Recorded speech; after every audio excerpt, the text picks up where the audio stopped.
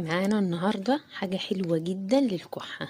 بصوا هنا ده عبارة عن ايه. اول حاجة معانا مية دافية ونص ليمونة.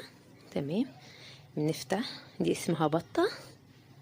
بنفتح البطة، بصوا فيها عسل اسود. تمام. العسل الاسود ده حلو جدا، مهدي للكحة جدا، وحلو جدا برضو للمناعة، وحلو جدا للأنيميا، للحوامل اللي عندهم نقص أنيميا، للبنات اللي عندهم نقص أنيميا، للأطفال اللي بتكح، لأي حد عنده كحة بنعصر عليها ليمونة، نص ليمونة، ودي مية دافية فترة. تمام.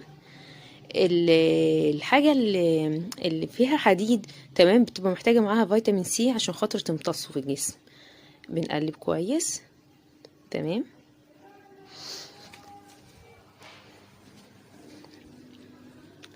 يا ريت تشربوها اول ما تصحوا من النوم على طول. بتنضف على فكرة الصدر جدا برضو للناس المدخنة، وللاطفال طبعا